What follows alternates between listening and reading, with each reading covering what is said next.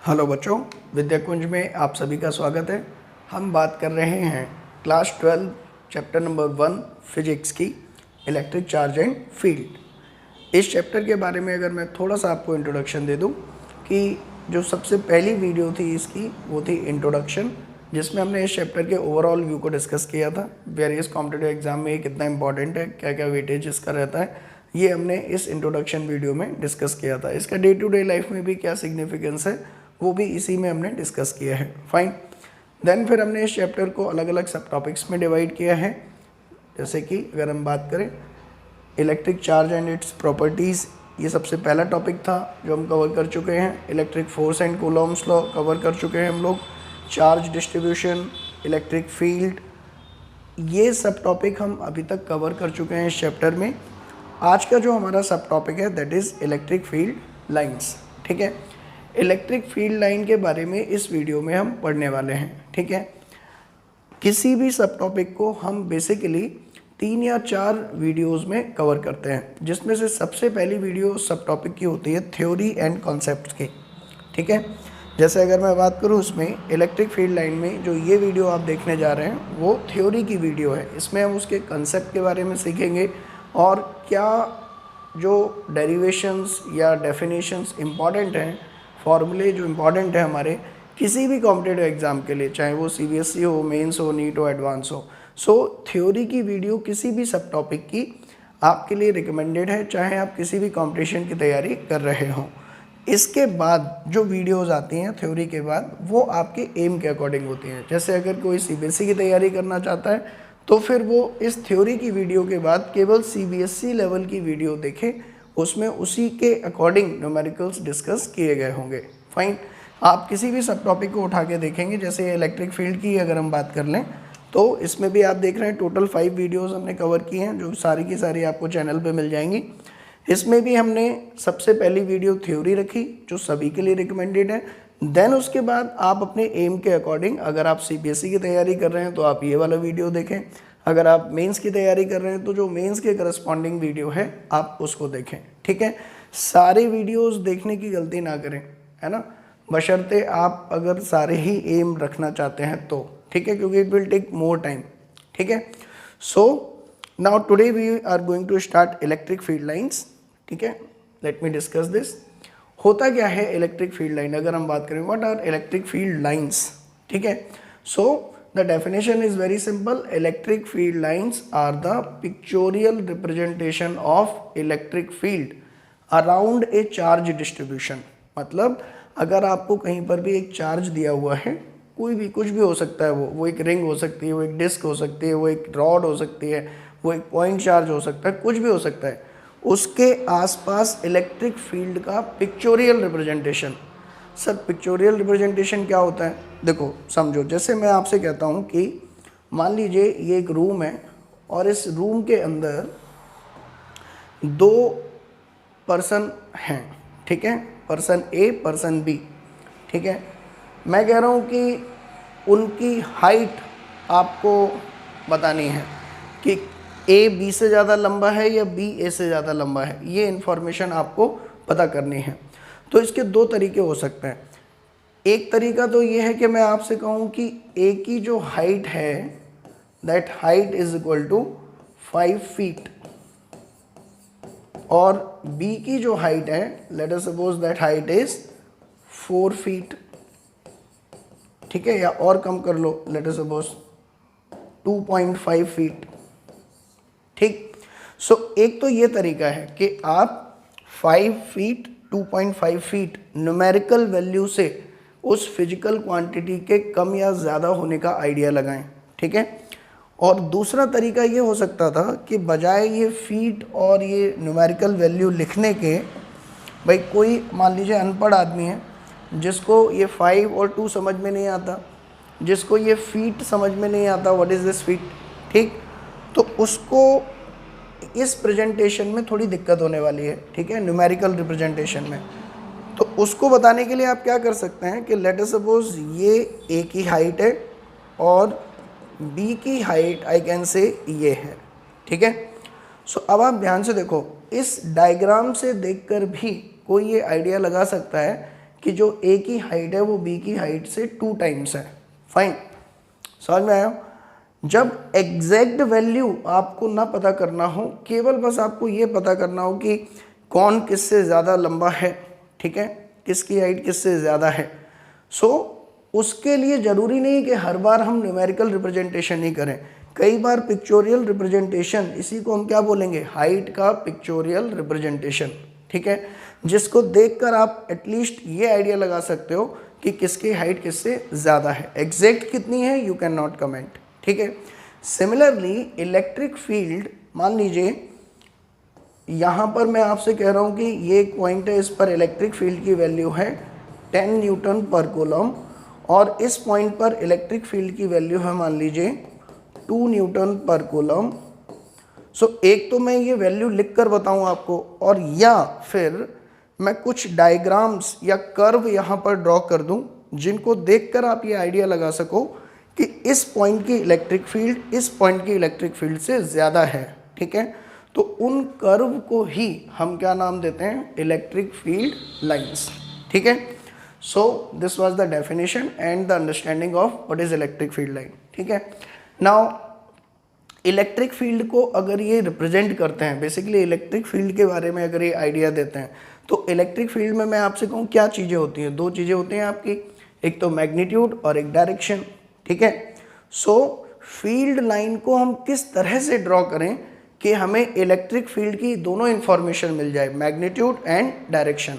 So next question is how to draw, कैसे draw करना है फील्ड लाइंस, ठीक है। जैसे हमने यहाँ पर आदमी की हाइट को इस तरह से डिनोट किया कि भाई इसका 2 है, तो और ये ऊपर की तरफ ही डिनोट किया, हमेशा आपने देखा हो हाइट को डिनोट करने के लिए, क्योंकि एक माइंड में हमारे पिक्चर है कि हाइट मतलब इस लेवल से कितना ऊपर, ठीक है। तो अब कोई ये भी कह सकता है सर ऐसे क्यों किया, ऐसे कर देते, देखो ये भी इसका आधा है इसके कंपैरिजन में, ठीक है। So mathematically it is okay, but एक कन्वेंशन बना हुआ है कि हाइट को हमेशा ऊपर जाती हुई लाइन से ही डिनोट करते हैं, ठीक है।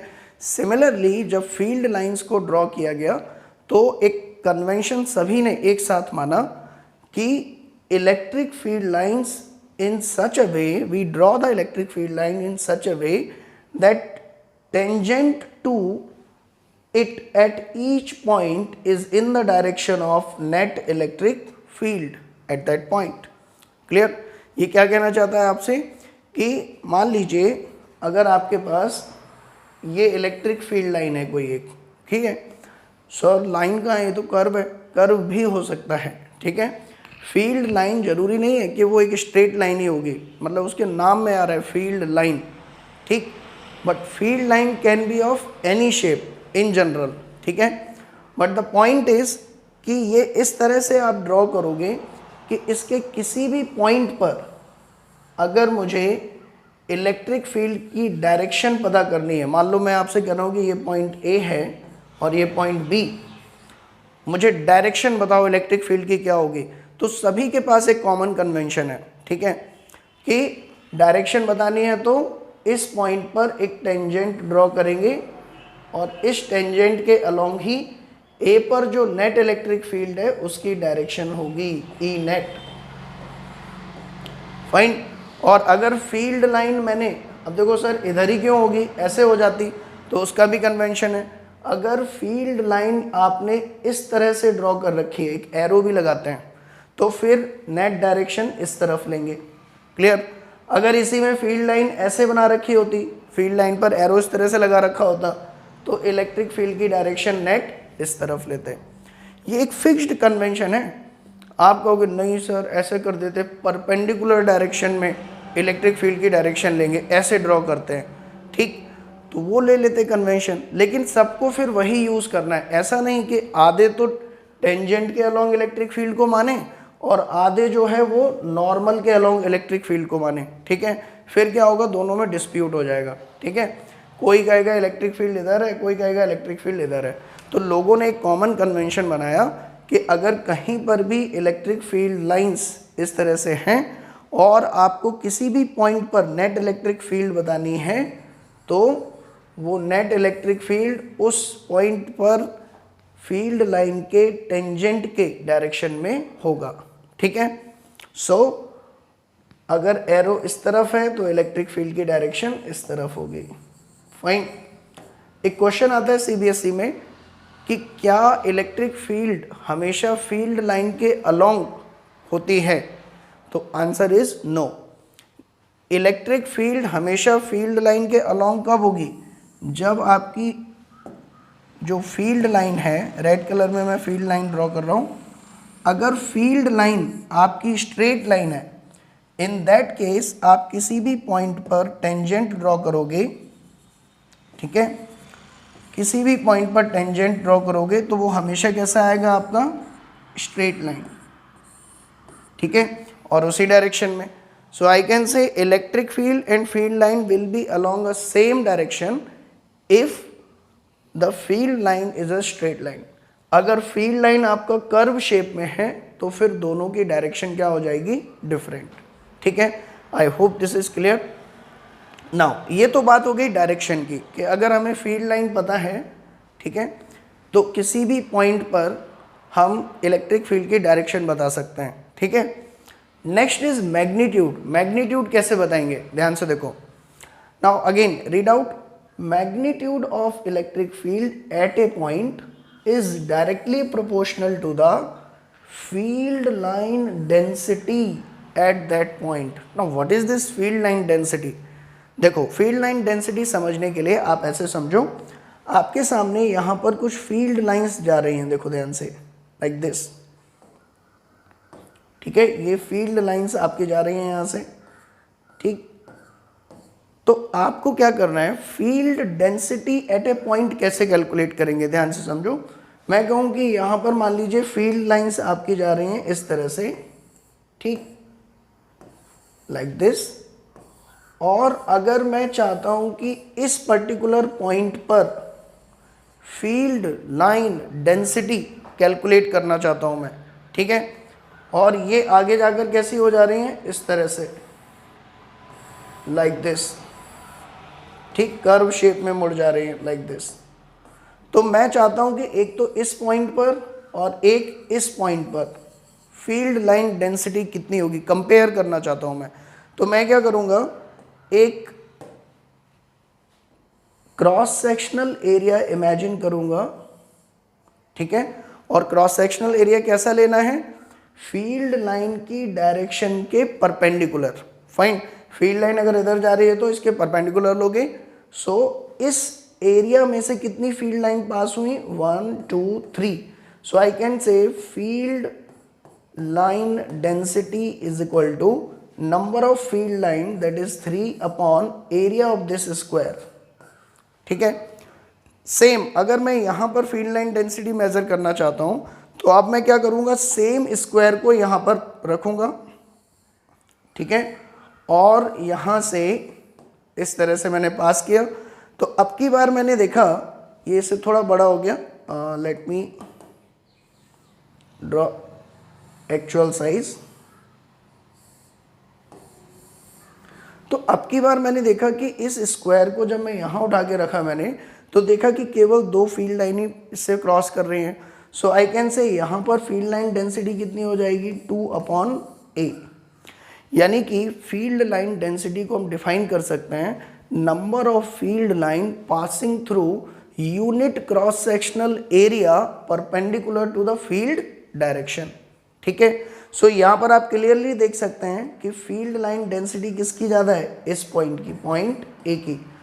सो we can say that electric field at A is greater than electric field at B.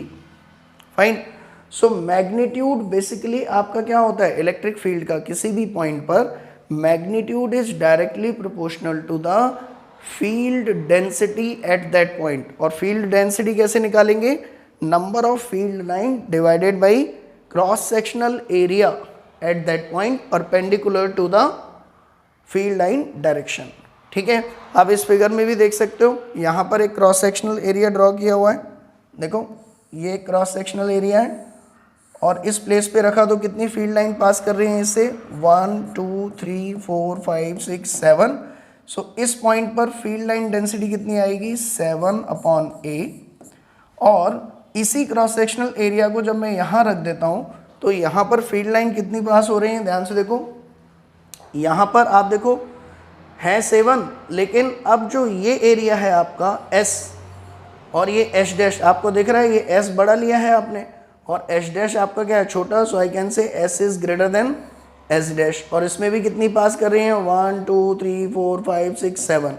सो यहाँ पर फील्ड डेंसिटी अगर मैं कहूँ तो कितनी होगी आपकी इस पॉइंट पर 7/s और यहाँ पर कितनी होगी 7/s डैश।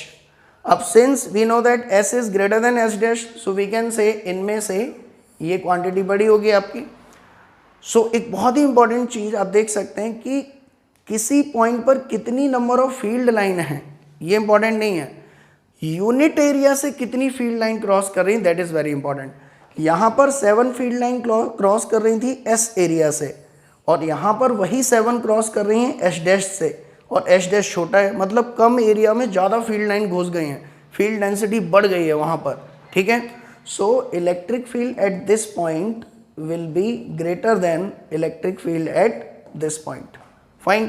So इस तरह से हमने देखा कि फील्ड लाइन अगर आपको किसी रीजन में दे रखी है तो आप ये पता कर सकते हो कि इलेक्ट्रिक फील्ड की किसी भी पॉइंट पर डायरेक्शन क्या है, और इलेक्ट्रिक फील्ड किसी भी दो रीजन में आप कंपेयर कर सकते हो depending on the field density in that region. Fine. So I hope this is clear. जैसे कि ये आपके सामने एक एग्जांपल है, इसको ध्यान से देखिए। इसमें आपके कुछ फील्ड लाइन पैटर्न्स दे रखे हैं और कुछ पॉइंट्स दिए हैं। आपको ये बताना है कि किसकी इलेक्ट्रिक फील्ड सबसे ज़्यादा है, किसकी इलेक्ट्रिक फील्ड सबसे कम है, किस पॉइंट पर।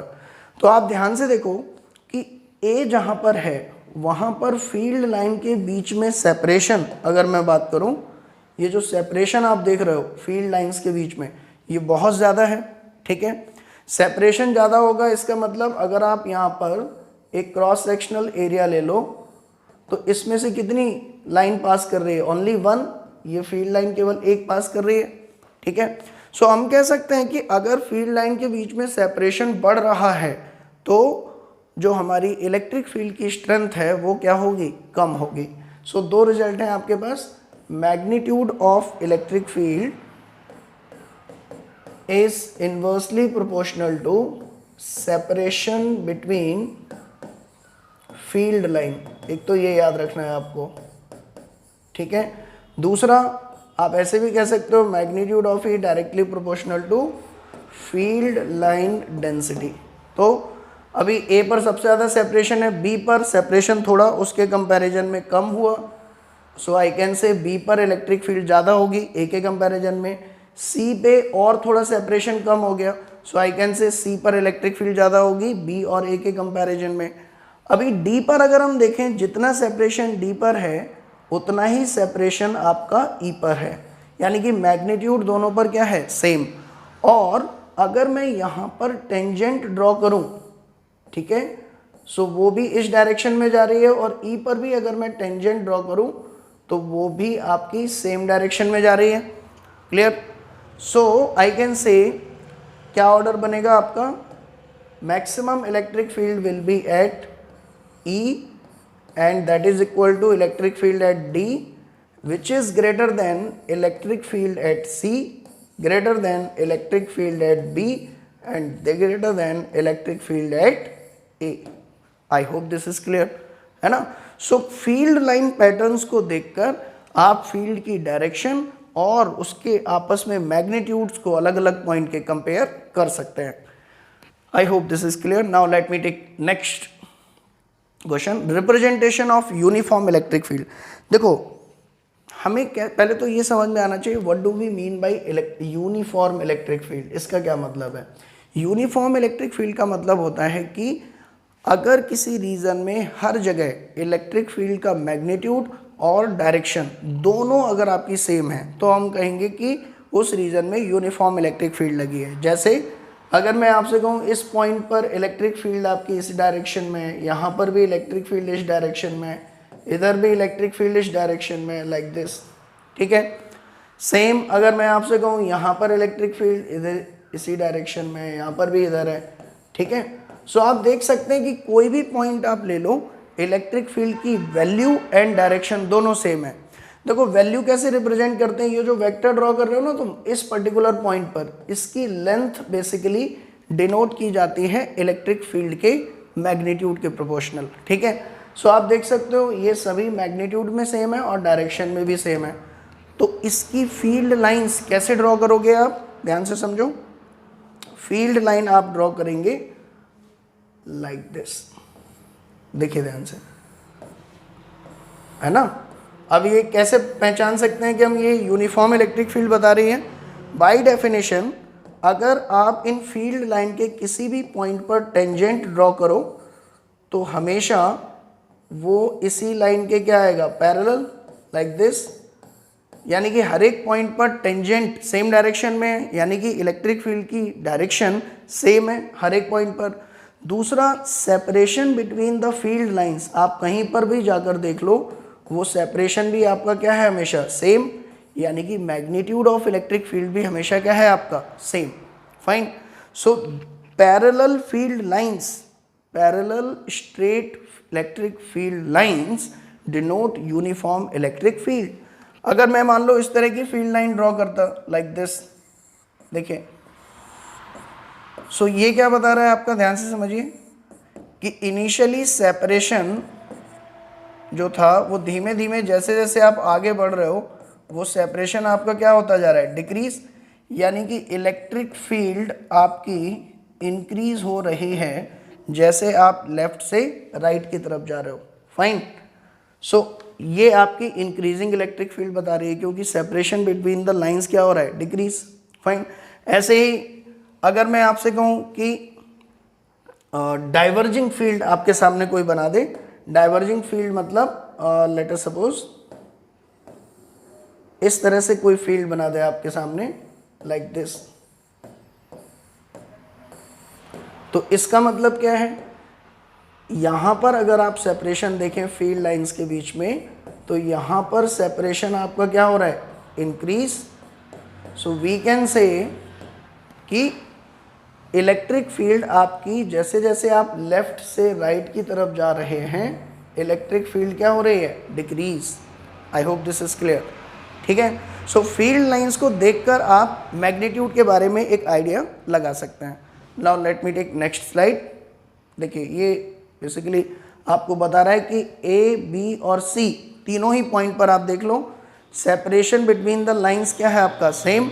सो I can say electric field at A will be equal to electric field at B will be equal to electric field at C. I hope this is clear. Now let me take next slide.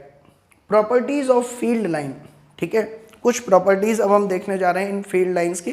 देखो हमने magnitude और direction तो पता कर लिया, दो property हम already cover कर चुके हैं कि जो टेंजेंट है किसी भी पॉइंट पर वो इलेक्ट्रिक फील्ड की डायरेक्शन बताएगी और separation between the lines magnitude of electric field के इन्वर्सली प्रोपोर्शनल है।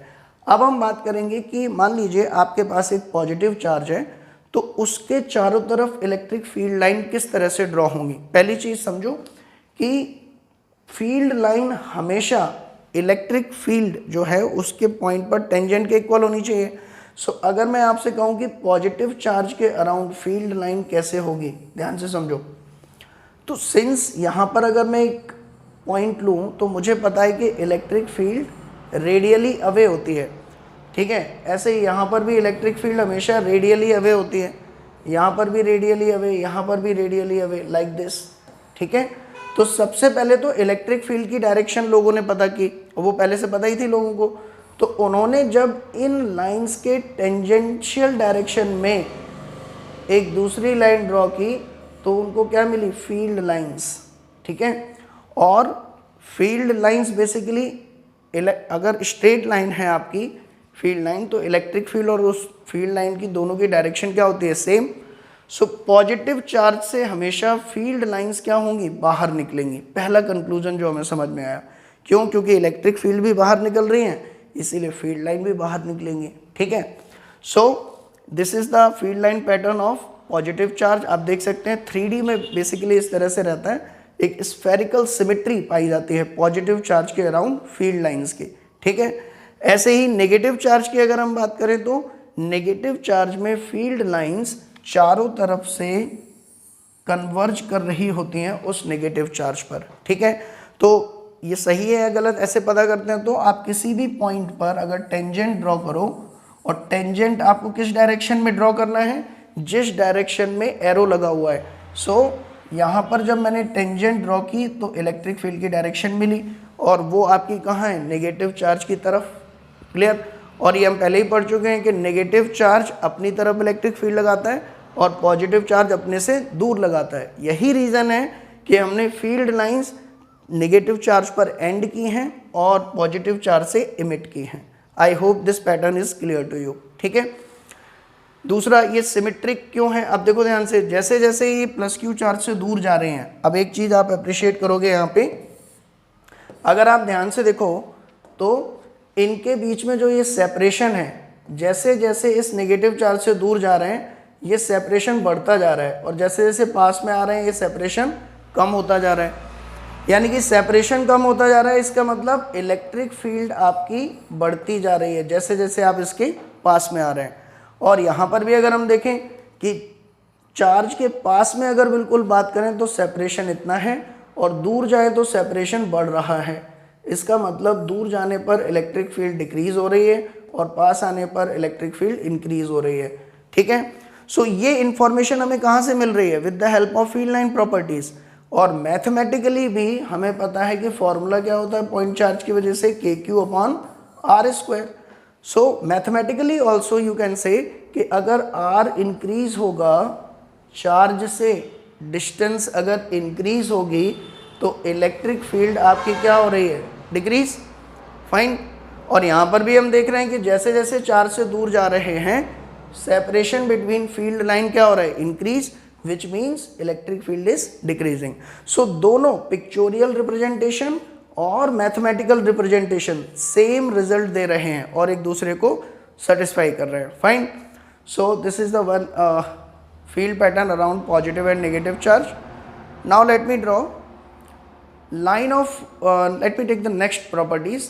लाइन ऑफ फोर्सेस, देखो एक और नाम दिया है इसको, लाइन ऑफ फोर्सेस। सर हम तो इलेक्ट्रिक फील्ड लाइन की प्रॉपर्टी पढ़ रहे हैं, ये लाइन ऑफ फोर्सेस कहाँ से आ गया। देखो सबसे पहले माइकल फैराडे ने इन फील्ड लाइंस की इमेजिनेशन की थी। पहली चीज़ इमेजिनेशन की थी, मतलब एक्चुअल में फील्ड लाइन नाम की कोई चीज़ होती नहीं है। ठीक है। This is just a geometrical representation of actual quantity which is electric field. मतलब जिस चीज़ को ये डिनोट कर रहे हैं, that thing electric field is a real quantity, वो सही में होती है किसी चार्ज के अराउंड, बट उसको रिप्रेजेंट करने के लिए जो ज्योमेट्रिकल टूल यूज़ कर रहे हो तुम, that tool is electric field line. अब ये थोड़ी तुम कहो कि मुझे छू के दिखाओ इलेक्ट्रिक फील्ड लाइन कैसी होती है, तो दैट इज़ नॉट पॉसिबल। ठीक है। सो लाइन ऑफ फोर्स क्यों बोला फैराडे ने इनको, क्योंकि सबसे पहले फैराडे ने ये देखा था कि प्लस क्यू चार्ज है और यहाँ पर एक प्लस क्यू चार्ज आया, तो फैराडे ने सोचा कि इस प्लस क्यू पर एक फोर्स लग रहा है कूलॉम्स के अकॉर्डिंग, F = KQ/R²। ठीक है, KQ1 Q2/R²। तो फैराडे ने इस तरह से इमेजिन किया कि ये प्लस क्यू चार्ज अपने चारों तरफ जो है एक लाइंस इमिट करता होगा, फील्ड बेसिकली। ठीक है। और वो फील्ड जाकर इस चार्ज पर फोर्स लगा रही हैं। सो इन लाइंस, जो लाइंस उसने डिनोट की इसके चारों तरफ, उसने कहा कि इन लाइंस की वजह से फोर्स लग रहा है, जहाँ जहाँ तक ये लाइन फैली होंगी वहाँ पर जो है फोर्स लगेगा। ठीक है, समझ में आया। सो इसीलिए स्टार्टिंग में इसका नाम पड़ गया लाइन ऑफ फोर्सेस, लेकिन एक्चुअल में बाद में जब इनको स्टडी किया गया तो ज़्यादा एक्यूरेट वर्ड होगा इनके लिए इलेक्ट्रिक फील्ड लाइन। आप कुछ भी लिख सकते हो, दोनों करेक्ट है, लाइन ऑफ फोर्सेस भी करेक्ट है और इलेक्ट्रिक फील्ड लाइंस भी करेक्ट है। लेकिन अगर आप ये बात कहो कि एक्यूरेट कौन है ज़्यादा, तो that is electric field line. इसका एक रीज़न है, देखो ये क्यों ज़्यादा एक्यूरेट है। अगर आप थोड़ा सा पढ़ोगे लिटरेचर को तो देखो, लाइन ऑफ फोर्स कहने का मतलब हम फोर्स पे ज़्यादा इफेक्ट डाल रहे हैं। ठीक है, मतलब ये कहा जा रहा है कि ये लाइन जो है वो फोर्स की है, मतलब जो है, मतलब जहाँ कहीं भी ये लाइन होंगी वो फोर्स लगाएंगी ही लगाएंगी। ठीक है, और जो भी इन लाइंस के सामने आएगा उस पर इलेक्ट्रिकल फोर्स लगेगा ही लगेगा। जबकि एक्चुअल में ऐसा नहीं होता। भाई मान लीजिए ये प्लस क्यू चार्ज है, इसके पास में मैंने एक ऑब्जेक्ट रख दिया, लेट अस सपोज न्यूट्रल, ठीक है। अभी इस पर ये नहीं लगा रहा है कोई फोर्स, अट्रैक्शन रिपल्शन, ठीक है। तो क्या इसका मतलब ये है कि यहाँ पर कोई लाइन ऑफ फोर्स नहीं है, ठीक है। लाइन ऑफ फोर्स तो एक्चुअल में यहाँ पर भी है, ठीक है, लेकिन ये लाइन ऑफ फोर्स इस पर फोर्स लगाएगी या नहीं वो डिपेंड करेगा कि इस पर चार्ज कितना है, ठीक है। सो किसी पॉइंट पर या किसी भी चार्ज पर कितना फोर्स लगेगा ये डिपेंड करता है कि उस पॉइंट पर चार्ज कितना है। अगर चार्ज जीरो है तो फोर्स जीरो। बेशक ये लाइंस यहाँ पर हैं लेकिन फिर भी फोर्स क्या है, जीरो। इसीलिए लोगों ने इनको लाइन ऑफ फोर्स कहना बंद कर दिया, क्योंकि ये हों और ये चाहे ना हो तब भी फोर्स आपका क्या है, जीरो। यानी कि इनके होने का फोर्स के प्रेजेंस पे कोई इफेक्ट नहीं है। सो इसीलिए फिर लोगों ने कहा कि यार लाइन ऑफ फोर्स बोलना तो ठीक नहीं है, फील्ड लाइन बोलना ठीक है, क्योंकि इलेक्ट्रिक फील्ड तो हर एक रीजन में होगी ही होगी। अगर एक प्लस क्यू चार्ज रखा है तो उसके चारों तरफ जो है जहाँ जहाँ तक ये फील्ड लाइन होंगी वहाँ तक हम कह सकते हैं कि इलेक्ट्रिक फील्ड होगी, चाहे वहाँ पर कोई पॉजिटिव चार्ज हो और चाहे ना हो। So that is why it is very much correct to call electric field line rather than line of force. I hope this is clear to you, ठीक है। बाकी आप अगर कुछ भी लिख देंगे इनको तो कोई दिक्कत नहीं है, ठीक है, मार्क आपके नहीं कटेंगे किसी भी कॉम्पिटेटिव एग्जाम में, ठीक। देन इसने कहा कि these are continuous curve without any break. मतलब कभी भी आप फील्ड लाइन ड्रॉ करोगे तो ऐसा नहीं होगा कि ये ब्रेक हो गया, लो इस तरह से, this is a invalid field line, ठीक है। चाहे कोई सा भी चार्ज आप ले लो, फील्ड लाइन कभी भी इस तरह से ब्रेक नहीं करेगी बीच में, ठीक है। क्योंकि ब्रेक करने का रीज़न क्या है, ब्रेक करने का मतलब क्या है कि वहाँ पर कोई भी इलेक्ट्रिक फील्ड नहीं है, समझ रहे हो। जबकि कोई भी charge, let us suppose plus Q charge ही आप मान लो, अगर उसकी इलेक्ट्रिक फील्ड का आप फॉर्मूला देखेंगे तो वो क्या आएगा, K Q upon R square, fine. So अगर आप ई का आर के साथ स्पेस में ग्राफ ड्रॉ करोगे तो आर की हर एक वैल्यू के लिए इलेक्ट्रिक फील्ड डिफाइन है, ठीक है। सो स्पेस में कहीं आपकी जीरो नहीं होगी, कहाँ होगी जीरो, जाके इन्फिनिटी पर, ठीक है। So it is not possible कि आप कहें कि फील्ड लाइन इस तरह से है, ठीक है, बीच में ब्रेक है, इतने इतने में ई जो है वो जीरो हो गया है, इसीलिए यहाँ पर इलेक्ट्रिक फील्ड लाइन नहीं होगी, clear. So this is not a correct representation. एक तो ये तरीका हो गया इसका डिनोट करने का, ठीक है, मतलब ब्रेक नहीं होगा। देखो ये नहीं कह रहा हूं मैं कि नेट इलेक्ट्रिक फील्ड स्पेस में कहीं पर जीरो नहीं हो सकती, भाई जहां जीरो होगी वहां फील्ड लाइन जाएगी ही नहीं, सीधी सी बात। लेकिन एक ही पॉइंट पर यहां से फील्ड लाइन आ रही है और सडनली ब्रेक होकर यहां से निकल रही है, दिस इज नॉट पॉसिबल।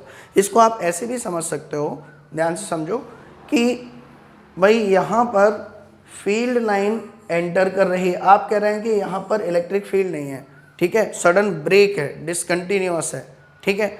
सो यहाँ पर अगर ये फील्ड लाइन एंटर कर रही है तो क्या मतलब है यहाँ पर कि यहाँ पे क्या चार्ज होना चाहिए, पॉजिटिव चार्ज, नेगेटिव चार्ज, क्योंकि फील्ड लाइन क्या हो रही है, एंटर।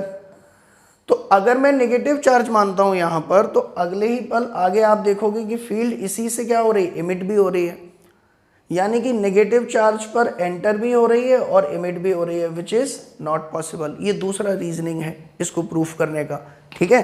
मतलब एक रीजनिंग तो आपने दे दिया मैथमेटिकल, दूसरा रीजनिंग क्या है कि अगर इस तरह से आप फील्ड लाइन बना रहे हो तो ये रिप्रेजेंट करता है कि फील्ड लाइन एंटर कर रहा है नेगेटिव चार्ज पर, यानी कि इस पॉइंट पर एक नेगेटिव चार्ज रखा हुआ है और नेक्स्ट मोमेंट ये फील्ड लाइन इससे इमिट भी कर रहा है, विच इज़ नॉट पॉसिबल। तो हम मान लेते हैं कि सर यहाँ पर पॉजिटिव है इसीलिए ये निकल रहा है यहाँ से, तो इसके लेफ्ट में जाओगे तो देखोगे कि इलेक्ट्रिक फील्ड एंटर कर रहा है, which is not possible. So field line can never have a break in between, fine. So this is one point you should remember. Third property is they can not form a close loop. Again देखो, अगर मान लीजिए मैं कहता हूँ कि ये field line है वो इस तरह से है, क्लोज लूप बना रही है, एक फील्ड लाइन सर्कल के कर्व में है, तो आप ध्यान से देखिए कि मान लीजिए यहाँ पर एक पॉजिटिव चार्ज है, मैं कह रहा हूँ कि फील्ड लाइन क्लोज लूप बना रही है, यानी कि कहीं ना कहीं से निकल रही होगी, तो ये निकल रही है। अब अगर क्लोज लूप बनाएगी तो ये वापस से इसी पर क्या करना पड़ेगा, इसको enter, which is not possible. ठीक है, आप कहेंगे कि नहीं सर लो मैं नेगेटिव मान लेता हूँ, और नेगेटिव पे यहाँ पे इस तरह से एंटर हो रही है यहाँ पर फील्ड। अब अगर क्लोज लूप बनाएगी तो यहीं से इसको क्या करना पड़ेगा, एमिट। तो due to these two reasoning we can say they can not form a close loop. Now let me take next slide. Two field line can not intersect each other. देखो फील्ड लाइंस जो भी होती हैं, मैं ये कह रहा हूँ कि मान लो एक ये फील्ड लाइन है और स्पेस में एक ये दूसरी फील्ड लाइन है, ठीक है, ये दोनों कभी क्रॉस नहीं कर सकते एक दूसरे को, दिस इज नॉट पॉसिबल। ठीक है, तो अब इसको कैसे प्रूफ करें। लेट अस सपोज कि दो फील्ड लाइन एक दूसरे को क्रॉस कर रही हैं। ठीक है, अब जब वो एक दूसरे को क्रॉस करेंगे जिस पॉइंट पर, अगर फील्ड लाइन की मैं वो प्रॉपर्टी यूज करूं, क्या कौन सी प्रॉपर्टी, कि किसी भी पॉइंट पर अगर किसी फील्ड लाइन पे टेंजेंट ड्रॉ कर देते हैं तो वो टेंजेंट आपकी नेट इलेक्ट्रिक फील्ड की डायरेक्शन में होती है। ठीक है, सो अगर मैं इस पॉइंट पर इस वाली फील्ड लाइन L1 और ये L2, अगर मैं L1 पर एक टेंजेंट ड्रॉ करूं तो वो इस तरह से आएगी। तो उस प्रॉपर्टी के अकॉर्डिंग नेट इलेक्ट्रिक फील्ड आपकी किस डायरेक्शन में होनी चाहिए, इस डायरेक्शन में। फाइन। और ऐसे ही अगर मैं L2 पर एक टेंजेंट ड्रॉ करूं लाइक दिस, तो आपकी नेट इलेक्ट्रिक फील्ड इस पॉइंट P पर किस डायरेक्शन में होनी चाहिए, इस डायरेक्शन में, क्योंकि ये प्रॉपर्टी आपने पहले ही पढ़ी है, किसी भी फील्ड लाइन पर किसी भी पॉइंट पर अगर आप टेंजेंट ड्रॉ करेंगे तो वो नेट इलेक्ट्रिक फील्ड की डायरेक्शन में होगा। So using that property here at a single point we are defining two direction of net electric field which is not possible. ठीक है, सो एक ही पॉइंट पर भाई नेट इलेक्ट्रिक फील्ड तो एक ही डायरेक्शन में होगी ना, है कि नहीं। सो we can say two field line can never intersect each other, otherwise at a single point we have to define two direction of net electric field which is not possible. I hope this is clear. This you can also see from here. Fine, इस तरह का आपको diagram draw करना है। चलो let me take next slide. Electric field line inside the conductor is 0. देखो conductor के बारे में आई थिंक हमने सबसे पहले पढ़ा था electric charge and it's properties में।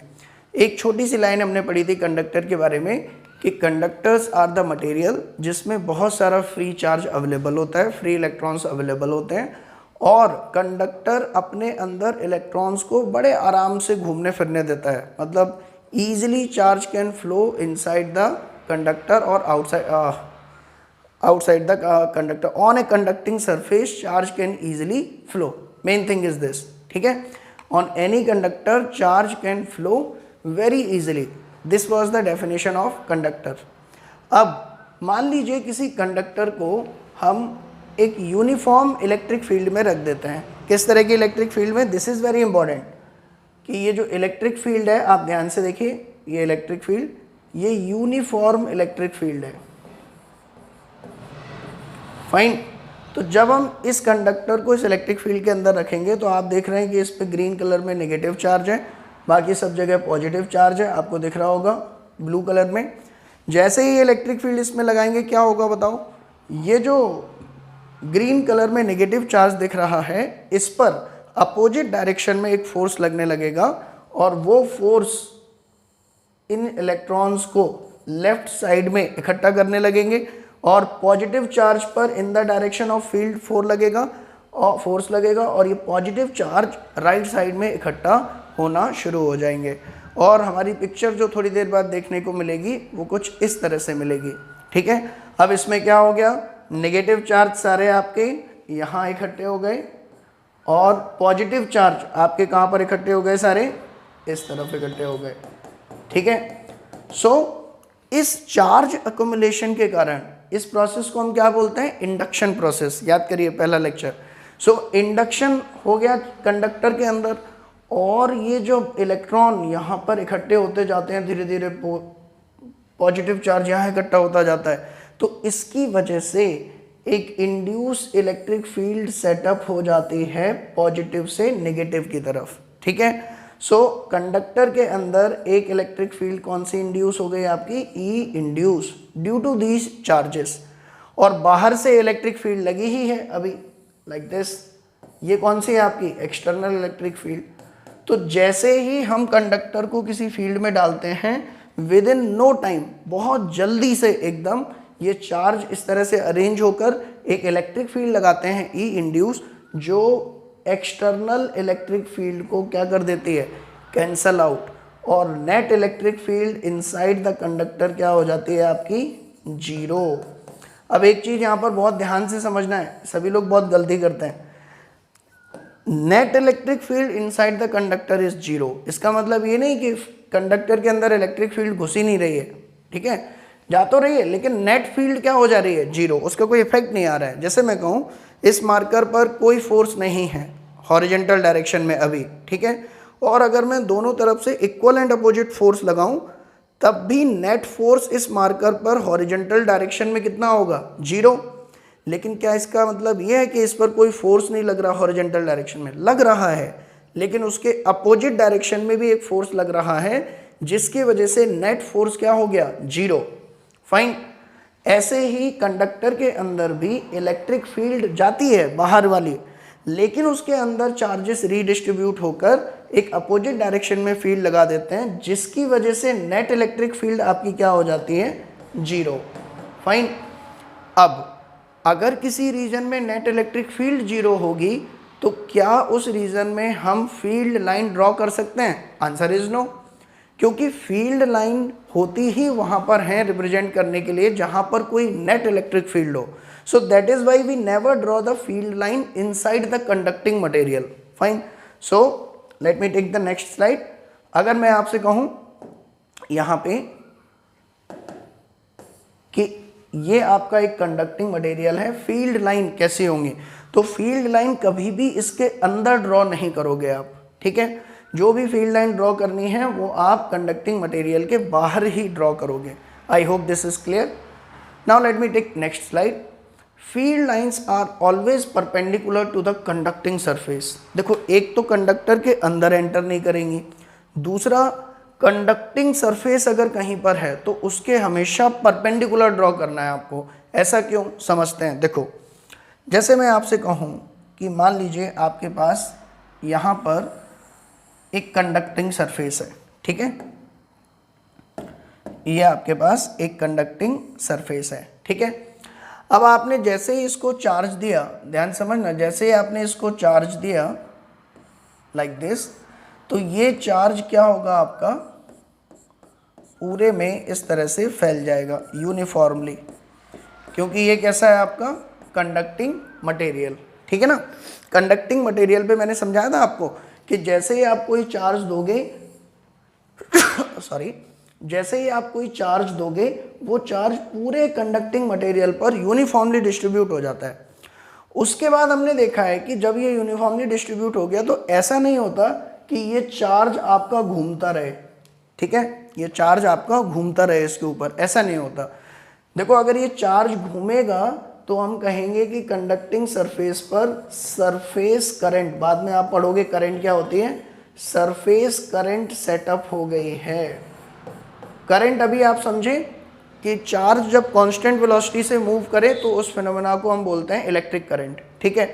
तो चार्ज को अगर आपने दे दिया किसी कंडक्टर पर, तो एक बार वो यूनिफॉर्मली डिस्ट्रीब्यूट हो गया due to the repulsion of each other, उसके बाद वो फिर रेस्ट में रहता है, मतलब इन सभी की वेलोसिटी अब कितनी होगी, जीरो, ठीक है। ये देखा गया प्रैक्टिकली, ठीक है, practically it has been observe that charge on a conducting sphere is in rest if it is isolated, मतलब अलग से कहीं रखा है, उस पर चार्ज दे दिया और छोड़ दिया, तो देखोगे आप कि वो चार्ज फैलकर पूरे में फिर रेस्ट में आ जाता है, ठीक है। अब ये पॉजिटिव चार्ज है तो इलेक्ट्रिक फील्ड भी जनरेट करेगा, तो अब ये जो इलेक्ट्रिक फील्ड जनरेट कर रहा है, मेरा कहना ये है इस लाइन में ऊपर कि ये जो इलेक्ट्रिक फील्ड जनरेट करेगा वो हमेशा इस सरफेस के परपेंडिकुलर होगी, लाइक दिस। समझ रहे हो, कंडक्टिंग सरफेस के हमेशा कैसी होगी, perpendicular. Fine, this is the property of field line. अगर इलेक्ट्रिक फील्ड परपेंडिकुलर है तो फील्ड लाइन भी इसी डायरेक्शन में होगी। क्लियर, क्योंकि इलेक्ट्रिक फील्ड लाइन के किसी भी पॉइंट पर टेंजेंट खींचोगे तो वो रेडियल डायरेक्शन में जाएगी। फाइन, सो अब बात ये उठती कि ऐसा क्यों। मान लो मैं नहीं मानता कि इलेक्ट्रिक फील्ड लाइन परपेंडिकुलर होगी, तो क्या हो जाएगा, देखो ध्यान से। अगर मैं आपसे कहता हूँ कि ये आपके पास एक स्फीयर है और इस पर ये चार्ज रखा हुआ है, ठीक है, मैं कह रहा हूँ कि इलेक्ट्रिक फील्ड लाइन तो ऐसी होगी, देखो एंगल पर होगी। तो ध्यान से समझना, अगर ये कुछ एंगल पर है तो इस इलेक्ट्रिक फील्ड लाइन के मैं दो कंपोनेंट कर लेता हूँ, एक इस डायरेक्शन में, एक परपेंडिकुलर डायरेक्शन में। तो ये जो एंगल है थीटा, इसकी वजह से इस डायरेक्शन में फील्ड लगेगी ई कॉस थीटा। तो फिर ये ई कॉस थीटा यहाँ पर जो चार्ज रखा हुआ है प्लस क्यू चार्ज, उस प्लस क्यू चार्ज पर इस डायरेक्शन में फोर्स लगा देगी। मान लो ये स्मॉल चार्ज डी क्यू है तो इस पर एक फोर्स लग जाएगा D Q into E cos theta. और फिर क्या ये चार्ज यहाँ पर रुक पाएगा? नहीं, अकॉर्डिंग टू न्यूटन्स लॉ। तो ये चार्ज क्या करेगा? फ्लो करेगा। ये चार्ज इसमें धक्का देगा, ये चार्ज इसमें धक्का देगा, ये चार्ज इसमें, ये चार्ज इसमें, और ये चार्ज एक दूसरे पे क्या होने लगेंगे? मूव। और क्या सेटअप हो जाएगी? Surface current. मतलब अगर चार्ज इस स्फीयर पर ऐसे रोटेट करने लग गए तो फिर एक सरफेस करंट सेटअप हो जाएगी। ठीक है, ये ठीक बिल्कुल वैसे ही है जैसे पहिया देखा है आपने, पहिया इस तरह से हम घुमाते जाते हैं। ठीक है, यहाँ पर अगर एक व्हील है और आपने यहाँ पर थोड़ा सा पुश मार दिया तो ये घूमेगा, फिर जैसे ये यहाँ पर आया फिर आपने पुश मार दिया फिर ये घूमेगा। तो वो जो कंडक्टर आपका रखा हुआ है या जो चार्ज रखा हुआ है इस पर, वो फिर स्टैटिक स्टेट में नहीं रहेगा और वो इस पर घूमने लग जाएगा और क्या सेटअप हो जाएंगी? Surface current. बट प्रैक्टिकली हम देखते हैं कि ऐसा कुछ भी नहीं होता, सरफेस करंट वगैरह जीरो होती हैं। जो चार्ज जहाँ पर रखा है वहीं पर रखा रहता है। इसका मतलब जो इलेक्ट्रिक फील्ड लाइंस हैं वो एंगल पर नहीं हैं, वो हमेशा कैसी हैं? Perpendicular. Only then no force will exist. अगर परपेंडिकुलर होंगी तो ये कंपोनेंट क्या हो जाएगा? Zero, and theta will be equal to 90। समझ में आया? Tangential component of electric field parallel to any conducting surface क्या होगा? जीरो। ये केवल स्फीयर ही नहीं, आपका मान लीजिए यहाँ पर एक प्लेट रखी हुई है, ये भी कंडक्टिंग है और इस पर चार्ज आपने ड्रॉ कर दिया है लाइक दिस। तो जो फील्ड लाइन आप यहाँ पर ड्रॉ करोगे, पॉजिटिव चार्ज है तो अवे और इस कंडक्टिंग सरफेस के परपेंडिकुलर। परपेंडिकुलर क्यों? अगर ये एंगल पे होगी तो इसका एक कंपोनेंट आएगा और ये चार्ज जो यहाँ रखा हुआ है वो यहाँ दौड़ने लगेगा। ठीक है, और सरफेस करंट सेटअप हो जाएंगी। बट प्रैक्टिकली ये देखा जाता है कि चार्ज जहाँ है वहीं है। ठीक है, that is why we can say electric field lines are always perpendicular to the conducting surface. Fine, I hope this is clear. Now a question has been asked, उसमें इस तरह से पूछा गया था कि एक कंडक्टिंग सरफेस दिया है और फील्ड लाइन दिया है, आपको बताना है कि कौन सा सही है। ठीक है, सो मान लीजिए एक ऑप्शन आपका ये है, ध्यान से देखें, बोला कि ये एक कंडक्टिंग स्फीयर है, ठीक, और ये चार ऑप्शन दिए हुए हैं, इसमें से फील्ड लाइन करेक्ट किस में रिप्रेजेंट की गई है वो बताना है। ठीक है, इसको मैंने जैसे ही एक इलेक्ट्रिक फील्ड में रखा, इस कंडक्टिंग सरफेस को, इस कंडक्टर को जैसे ही मैंने एक इलेक्ट्रिक फील्ड में रखा तो एक तो डायग्राम दे रखा है ये वाला फर्स्ट, दूसरा दे रखा है लाइक दिस, तीसरे में दे रखा है डायग्राम इस तरह से 90 डिग्री,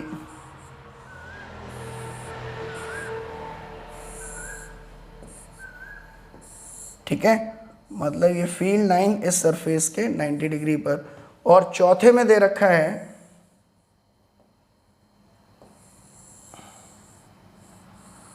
इस तरह से। तो आपको ये बताना है कि कौन सा ऑप्शन सही है। तो आप इसमें देखो ये क्यों गलत हो गया, क्योंकि E इनसाइड क्या होना चाहिए? जीरो, बट यहाँ पर E इनसाइड जीरो नहीं है। कंडक्टर के अंदर अभी हमने प्रूफ किया ये कंडक्टिंग मटेरियल है बेसिकली, पूरा हॉलो कंडक्टर नहीं है, ठीक है। सो हमने क्या प्रूफ किया कि कंडक्टिंग मटेरियल के अंदर नेट इलेक्ट्रिक फील्ड क्या होनी चाहिए, 0, जबकि यहाँ पर 0 नहीं दे रखी। फील्ड लाइन ड्रॉ कर रखी ना इसके अंदर, तो फील्ड लाइन ड्रॉ होंगी नहीं क्योंकि ई क्या होता है 0। इसमें क्या किया है कि यहाँ 0 तो कर रखा है, फील्ड लाइन ड्रॉ नहीं की अंदर, बहुत बढ़िया। लेकिन जो एंगल है सरफेस और फील्ड लाइन के बीच में वो 90 डिग्री नहीं है, दिस इज़ नॉट 90। सो इसीलिए ये भी गलत हो गया। इसमें फील्ड लाइन ही अंदर घुसा दी तो ये भी गलत हो गया। यहाँ पर अगर आप देखें तो फील्ड लाइन भी सरफेस के परपेंडिकुलर है और इनसाइड द कंडक्टर भी इलेक्ट्रिक फील्ड क्या है आपकी 0। सो दोनों प्रॉपर्टी प्रूफ हो रहे हैं, इसीलिए ये ऑप्शन आपका करेक्ट है। Fine, I hope this is clear, ठीक है। So these were the some properties of conductor. यहाँ पे मैं आपको ड्रॉ भी कर देता हूँ वो डायग्राम, ध्यान से देखिए, दिस इज द डायग्राम, ठीक है।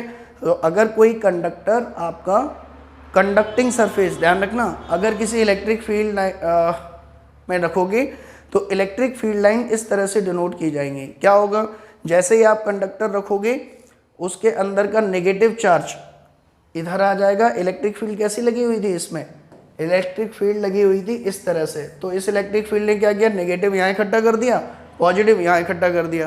तो अब फील्ड लाइन नेगेटिव पे क्या होती है, टर्मिनेट। सो ये एंगल आपका क्या होगा 90 डिग्री, ठीक। और अंदर इलेक्ट्रिक फील्ड लाइन ड्रॉ नहीं करोगे क्योंकि नेट इलेक्ट्रिक फील्ड क्या है 0। देन अगेन पॉजिटिव पर क्या होगा, रेडियली अवे, और ये एंगल आपका कितना होगा 90। I hope this pattern is clear. चलो now let me show you the field line patterns around different charge, ठीक है। अब थोड़ा सा आराम से रिलैक्स होकर बैठ जाओ। 3D animation we are going to see, ठीक है, कि आखिर एक पॉइंट चार्ज के अराउंड इलेक्ट्रिक फील्ड लाइन कैसी दिखाई देती हैं, ठीक है। और अभी तो केवल एक पॉइंट चार्ज के अराउंड बात कर रहे थे हम, अगर दो चार्ज पॉजिटिव आसपास रख दिए जाए तो फील्ड लाइन कैसी दिखेंगी, कैसे ड्रॉ करेंगे फील्ड लाइंस, ठीक है। ऐसे ही एक पॉजिटिव एक नेगेटिव रख दिया जाए तो कैसे ड्रॉ होंगी फील्ड लाइंस, ठीक है। याद रखना हम इलेक्ट्रिक फील्ड लाइंस ड्रॉ कर रहे हैं, ना कि इलेक्ट्रिक फील्ड, दोनों में डिफरेंस है। इलेक्ट्रिक फील्ड लाइंस की टेंजेंट की डायरेक्शन में लगी होती हैं, ठीक है ना। सो अब ध्यान से देखते चलो एनिमेशन। देखिए सबसे पहले ये रेड कलर में आपके सामने एक पॉजिटिव चार्ज है और इसके चारों तरफ आप देख रहे हैं कि हमने एक टेस्ट चार्ज लेकर अलग अलग डायरेक्शन पर इलेक्ट्रिक फील्ड की डायरेक्शन मेजर कर रहे हैं सबसे पहले, ठीक है, इस टेस्ट चार्ज के थ्रू, ठीक है। तो अब ये टेस्ट चार्ज के थ्रू हमने अलग अलग पॉइंट पर रखकर जहाँ जहाँ उसकी डायरेक्शन बनी थी वहाँ वहाँ इलेक्ट्रिक फील्ड वेक्टर ड्रॉ कर लिया है, ठीक है। तो आप देखिए इलेक्ट्रिक फील्ड की डायरेक्शन इस तरह से दिखती है, रेडियली आउटवर्ड, 3D में आप देख सकते हैं, ठीक है। अब अगर इनको इलेक्ट्रिक फील्ड लाइन से डिनोट करना है तो वो इन्हीं को ज्वाइन करती हुई इस तरह से दिखाई देंगे, क्योंकि सिंस स्ट्रेट लाइन है इलेक्ट्रिक फील्ड इसीलिए फील्ड लाइन भी उन्हीं के अलोंग जा रही है। और 3D में कुछ इस तरह से दिखाई देगा आपको, जिसे 2D में हम उस सामने दी हुई पिक्चर में डिनोट कर रहे हैं, ठीक है। सो 3D में इस तरह से दिखता है, 2D में इस तरह से दिखता है, रेडियली अवे होंगी electric field line. Now we are taking the negative charge. अब ये आपको जो है नेगेटिव चार्ज दे रखा है और इसके चारों तरफ हमने अगेन जब टेस्ट चार्ज को रखा तो उस पर जो फोर्स की डायरेक्शन है वो हमेशा टुवर्ड दिस नेगेटिव चार्ज आ रही है, यानी कि इलेक्ट्रिक फील्ड रेडियली इनवर्ड आ रही है। फिर हमने जब इसको ड्रॉ किया तो हम देख रहे हैं कि यहाँ पर ये जो फील्ड लाइंस हैं वो टुवर्ड द नेगेटिव चार्ज आप देख सकते हैं ड्रॉ हो रही हैं, जिसको हम फिगर में इस तरह से शो करते हैं 2D डायग्राम में। I hope this is clear. Now let me take another one. अब हमने दो पॉजिटिव चार्ज लिए हैं, ध्यान से देखें, और इनके चारों तरफ हमने क्या किया है, टेस्ट चार्ज को जब रखा तो इलेक्ट्रिक फील्ड का पैटर्न कुछ इस तरह से मिला, 3D में देख सकते हैं आप। अब इलेक्ट्रिक फील्ड लाइंस हमने इस तरह से ड्रॉ की कि ये जो इलेक्ट्रिक फील्ड मिली थी वो उनकी टेंजेंट रहे इन लाइंस की। तो कुछ इस तरह की शेप आपको देखने को मिलती है, जिसमें आप देख सकते हैं कि दोनों चार्जेस के बीच में फील्ड लाइंस सबसे कम है डेंसिटी और इधर उधर सबसे ज़्यादा है। सो कुछ इस तरह का पैटर्न आपको देखने को मिलेगा, ये प्लस, ठीक है। अब हमने क्या किया, उल्टा कर दिया है। अब की बार नेगेटिव चार्ज हमने रखा है, एक पॉजिटिव एक नेगेटिव, और जब हमने टेस्ट चार्ज चारों तरफ रखा तो फील्ड का कुछ पैटर्न हमें इस तरह से मिला, ध्यान से देखिए। और जब हमने इलेक्ट्रिक फील्ड लाइंस ड्रॉ करना शुरू की तो फील्ड लाइन हमें मिली कुछ इस तरह से। अब की बार आप ध्यान से देखें कि दोनों चार्जेस के बीच में फील्ड की डेंसिटी, फील्ड लाइन की डेंसिटी ज़्यादा है। देखो ध्यान से, दोनों के बीच में नंबर ऑफ फील्ड लाइंस ज़्यादा है। सो उसको हम फिगर में डिनोट करते हैं कुछ इस तरह से। I hope this is clear. Now let me take this example. देखिए यहाँ पे आपका एक ऊपर पॉजिटिव चार्ज फैला हुआ है पूरे प्लेन में, और नीचे नेगेटिव चार्ज फैला हुआ है पूरे प्लेन में। ध्यान से देखें, ये आपका पॉजिटिव था और ये आपका नेगेटिव। तो हमने फील्ड पहले ड्रॉ की चारों तरफ, और उसके बाद जब फील्ड लाइन ड्रॉ की हमने तो फील्ड लाइन कुछ हमें इस तरह से मिली, दोनों प्लेन्स के बीच में ट्रैप्ड। ओके, सो वो कुछ इस तरह से आपको दिखाई देगा। नाउ लेट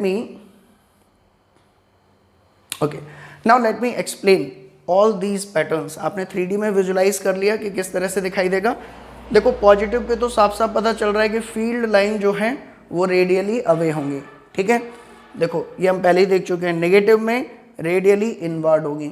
और ये हमें क्या बता रहा है, एक इन्फॉर्मेशन और, कि जैसे जैसे चार्ज से दूर जा रहे हैं इनके बीच में सेपरेशन बढ़ रहा है, यानी कि इलेक्ट्रिक फील्ड दूर जाने पर डिक्रीज हो रही है। क्लियर। और यहाँ से अगर हम एग्जैक्टली फील्ड डेंसिटी कैलकुलेट करें, ठीक है, बाय ज्योमेट्रिकल मीनिंग, तो हमें ये रिलेशन भी मिल जाता है कि E is inversely proportional to R²। और यही मैथमेटिकली भी हमने डिराइव किया था कि E is inversely proportional to R²। सो ये फील्ड लाइन पैटर्न जस्टिफाइड है। अब इसमें अगर आप ज़रा ध्यान से देखो, यहाँ पर देखो ये पॉजिटिव है, ये पॉजिटिव है, और ये दोनों एक दूसरे को क्या कर रहे हैं, आसपास रख दिए हैं। और आप देख सकते हो कि इन दोनों के बीच में फील्ड लाइन जो है उनकी डेंसिटी कम है। इसका मतलब इन दोनों के बीच में इलेक्ट्रिक फील्ड, बीच वाले रीजन में इलेक्ट्रिक फील्ड क्या होती है, कम, ठीक। और एक अगर स्पेशल मैं क्रॉस सेक्शनल एरिया लूँ जो बिल्कुल यहाँ से क्रॉस कर रहा है, लेट अस सपोज, तो इसको एक भी लाइन क्रॉस नहीं कर रही है। इसका मतलब इस पॉइंट पर इलेक्ट्रिक फील्ड आपकी बिल्कुल क्या है, zero, E is equal to zero. इसको हम बोलते हैं न्यूट्रल पॉइंट, ठीक है। और ये कौन सा पॉइंट होगा आपका, जिससे एक भी, जिस प्लेन से एक भी लाइन क्रॉस नहीं कर रही है, वो प्लेन जिस पॉइंट से होता हुआ जा रहा है इन दोनों को मिलाने वाली लाइन से, उस पॉइंट पर इलेक्ट्रिक फील्ड क्या है आपकी, जीरो। और हमने देखा कि वो पॉइंट बिल्कुल दोनों के बीच में है, ठीक है। और याद करिए जरा पहले के डिस्कशन से, उसमें भी हम यही तो करते थे कि एक दोनों पॉजिटिव चार्ज अगर इस तरह से रखे हुए हैं, इनका मैग्नीट्यूड आपका अगर सेम है और नेचर भी दोनों का अगर सेम है, तो फॉर्मूले के अकॉर्डिंग भी हमने यही निकाला था कि सेंटर पर नेट इलेक्ट्रिक फील्ड क्या होगी आपकी, जीरो। इसीलिए सेंटर पर अगर हम एक क्रॉस सेक्शनल प्लेन बना दें तो इस क्रॉस सेक्शनल एरिया से कोई भी फील्ड लाइन क्रॉस नहीं करेगी, यानी कि field density at this point क्या होगी, zero, which means electric field at this point क्या होनी चाहिए, जीरो। और जब एक्सपेरिमेंटली हमने इसको ड्रॉ भी किया तो हमें इसी तरह का पैटर्न देखने को मिला, ठीक है, कि दोनों चार्जेस के बिल्कुल बीच में एक क्रॉस सेक्शनल प्लेन हम ड्रॉ कर रहे हैं तो उसे कोई भी फील्ड लाइन पास नहीं कर रही है। So this is the experimental verification, and आप मैथमेटिकली कैलकुलेट पहले ही कर चुके हैं कि यहाँ पर फील्ड क्या आनी चाहिए, जीरो। ऐसे ही अगर मैं आपसे बात करूँ कि मान लीजिए एक पॉजिटिव और एक नेगेटिव चार्ज अगर मैं लेता, तो मैथमेटिकली आपको पता है कि इन दोनों के बीच के रीजन में इसकी वजह से भी फील्ड इधर होगी और माइनस भी फील्ड अपनी तरफ लगाएगा, यानी कि दोनों की फील्ड एक दूसरे को सपोर्ट करेगी इस रीजन में। यानी कि इन दोनों के बीच में इलेक्ट्रिक फील्ड का मैग्नीट्यूड ज़्यादा होना चाहिए, यानी कि field density, electric field density क्या होनी चाहिए, ज़्यादा इन दोनों के बीच में, एज कंपेयर टू इस रीजन में, ठीक है। इन दोनों रीजन में क्या है, फील्ड पॉजिटिव की वजह से इधर नेगेटिव की वजह से इधर, इसमें नेगेटिव की वजह से इधर, पॉजिटिव की वजह से इधर। इसका मतलब इन दोनों रीजन में दोनों की फील्ड एक दूसरे को क्या कर रही है, रिड्यूस, लेकिन बीच में सपोर्ट।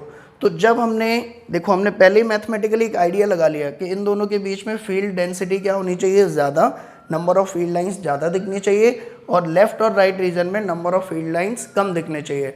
और जब एक्सपेरिमेंटली हमने, जब अभी आपने देखा वीडियो में देखा, तो इस तरह का पैटर्न हमें देखने को मिला। और ये देखो आपको बता भी रहा है कि इन दोनों के बीच में अगर आप देखो तो फील्ड लाइन पैटर्न्स आपको क्या मिल रहे हैं, बहुत ज़्यादा मिल रहे हैं। नंबर ऑफ फील्ड लाइंस देखो 1 2 3 4 5 6 7 8, वेयर एज लेफ्ट और राइट में देखोगे तो 1 2 3 4 5, ऐसे इधर भी 5। क्लियर?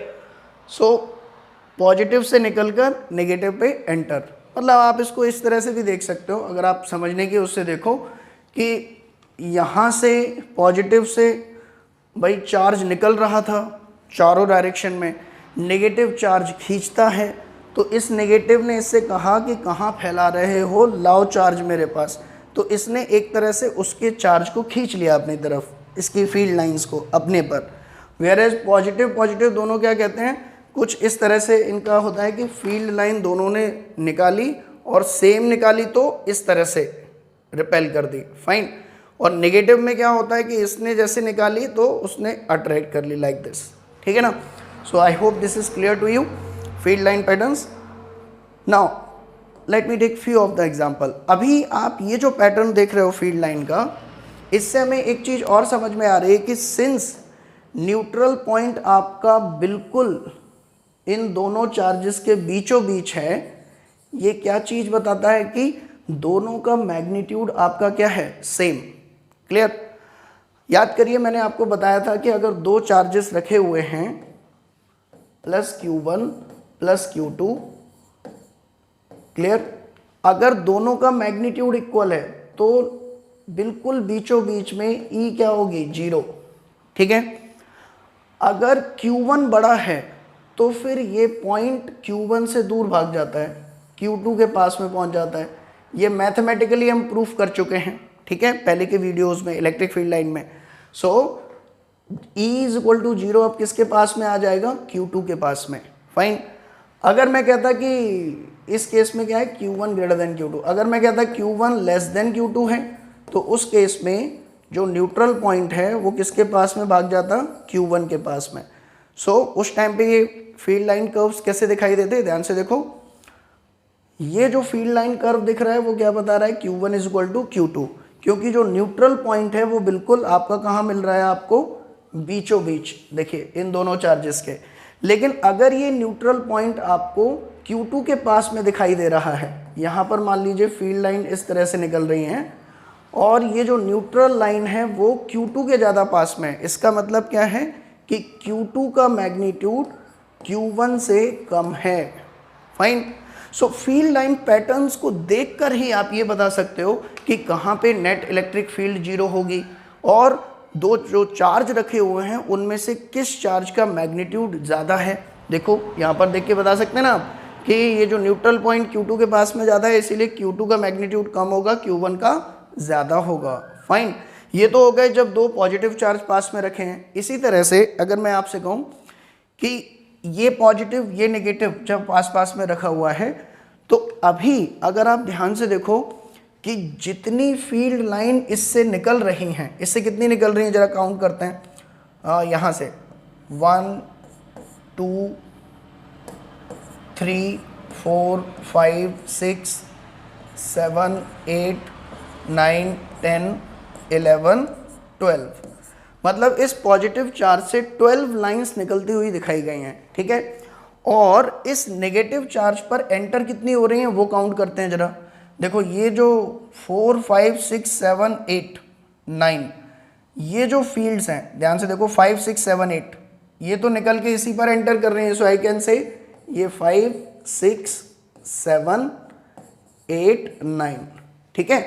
दूसरा अगर मैं कहूँ इसमें काउंट करना शुरू करूँ, यहाँ से जो निकली वो इस पे एंटर की 1, ऐसे ही ये जो यहाँ से निकल रही है वो यहाँ से होती हुई इस तरह से एंटर कर रही है 2, ऐसे ये 3 वाली यहाँ से एंटर कर रही है 3, ये 4 वाली यहाँ से 4, और ये 10th वाली यहाँ से एंटर कर रही है लाइक दिस, 11th वाली लाइक दिस, ठीक, और 12th वाली लाइक दिस, ठीक है। सो इसमें भी 12 लाइन एंटर कर रही हैं, ठीक है। इसका मतलब अगर डायग्राम में जितनी फील्ड लाइन पॉजिटिव चार्ज से निकल रही हैं उतनी ही फील्ड लाइन अगर नेगेटिव चार्ज पर जो उसके पास में रखा हुआ है उस पर एंटर कर रही हो तो दोनों के मैग्नीट्यूड क्या होंगे आपके, same, Q1 is equal to Q2। मैं अभी आपको सिखा रहा हूँ कि फील्ड लाइन पैटर्न्स को देखकर चार्ज के मैग्नीट्यूड कैसे पता करते हैं, ठीक है। सो अगर जितनी फील्ड लाइन आपने गिनी पॉजिटिव से निकल रही हैं उतनी ही फील्ड लाइन नेगेटिव पे एंटर कर रही हैं, तो हम कहेंगे दोनों का मैग्नीट्यूड आपका क्या है, same, Q1 by Q2 is equal to 1। और फील्ड लाइन अगर दोनों के बीच में ज़्यादा है तो दोनों की पोलैरिटी क्या होगी आपकी, different. Fine, now let me take next question. आप इसमें देख सकते हैं अभी इसमें तो क्या है, देखो ध्यान से, जितनी पॉजिटिव से निकल रही हैं उतनी ही नेगेटिव पे एंटर कर रही हैं। सो दोनों के मैग्नीट्यूड क्या है आपके, same, Q1 is equal to minus Q2। Polarity different है, ठीक है, क्योंकि सेंटर पर फील्ड लाइन की डेंसिटी ज़्यादा है।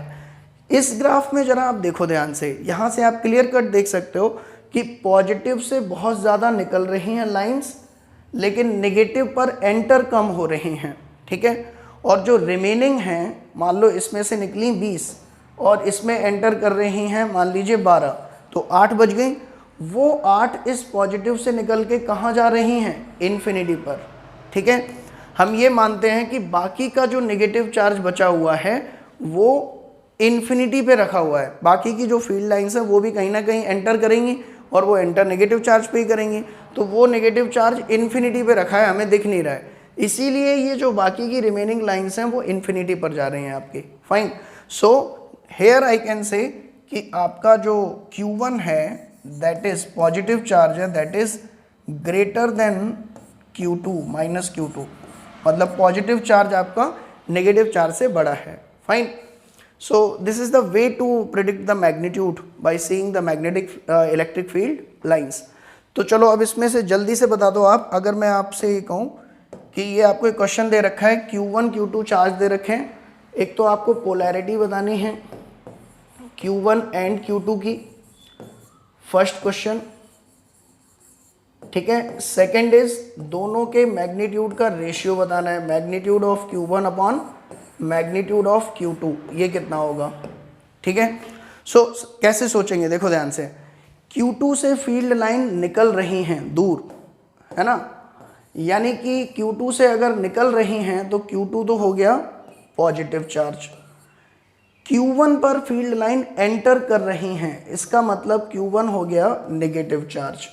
दूसरा, इन दोनों के बीच में फील्ड लाइन जो है डेंसिटी ज़्यादा है एज कंपेयर टू लेफ्ट, ठीक है, एंड राइट। इस चार्ज के अगर मैं कहूँ लेफ्ट में फील्ड लाइंस कम है, राइट में ज़्यादा है, मतलब इन दोनों के बीच में फील्ड लाइन डेंसिटी ज़्यादा है क्योंकि ये पॉजिटिव और नेगेटिव है, ठीक है, इसीलिए फील्ड लाइन बीच में ज़्यादा है।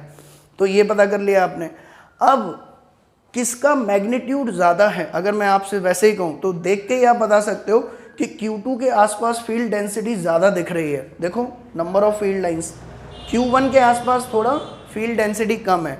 सो एक चीज़ तो मैं बड़ी जल्दी से कह सकता हूँ कि magnitude of Q1 is less than magnitude of Q2, देखो फील्ड डेंसिटी को देखकर। लेकिन अब अगर मैं एग्जैक्टली पता करना चाहता हूँ कि what is the ratio of magnitude of Q1 upon magnitude of Q2, exact ratio पता करना चाहता हूँ अगर मैं, तो फिर क्या करना पड़ेगा मुझे, ध्यान से देखो, मुझे फील्ड लाइंस काउंट करनी पड़ेंगी कि Q1 से कितनी फील्ड लाइंस एंटर कर रही हैं Q1 पर और Q2 से कितनी निकल रही हैं। तो अगर मैं काउंट करूं तो देखो 1 2 3 4 5 6 7 8 9 10 11 और 12 13 14, तो टोटल 14 लाइंस जो है वो Q1 पर एंटर कर रही हैं। अब Q2 से निकल कितनी रही हैं अगर मैं देखूं तो 1 2 3 4 5 6 7 8 9 10 11 and 12 13 14 15 16 17 18 19 20 21 22 23 24 25 फाइन। सो Q2 से निकल कितनी रही हैं लाइंस अगर मैं कहूँ तो दैट इज 25। तो मैग्नीट्यूड अगर मैं काउंट करूँ तो that will be 14/25। This is the वे, ठीक है। Number of field lines emitting or converging to a charge is directly proportional to the magnitude of the charge. Fine. So यहाँ से कितना आएगा आपका, आप देखें 14/25. This is the answer. ठीक है. So this is the way to calculate the magnitude of the charges by giving field pattern. So this completes the discussion of electric field lines and its properties. ठीक है, सारे concept हमने discuss कर लिए हैं। अब इसके बाद जो नेक्स्ट वीडियो आने वाली है वो है CBSE लेवल के प्रॉब्लम्स की, डिस्कशंस की इस पर्टिकुलर टॉपिक पर। ठीक है, CBSE में किस तरह के क्वेश्चंस पूछे जाते हैं उस पर। देन उसके बाद एक वीडियो आएगी मेंस और नीट लेवल पर। इस टॉपिक से डायरेक्ट क्वेश्चन JEE एडवांस में नहीं आता है, लेकिन इसके कॉन्सेप्ट्स यूज हो सकते हैं JEE एडवांस में भी। सो इसको हम केवल 2 वीडियो में कवर कर देंगे, 3 वीडियो में सॉरी।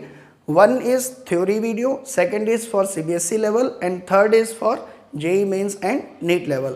ठीक है, तो आप इनको देखते रहिए, पढ़ते रहिए। तब तक के लिए बाय बाय।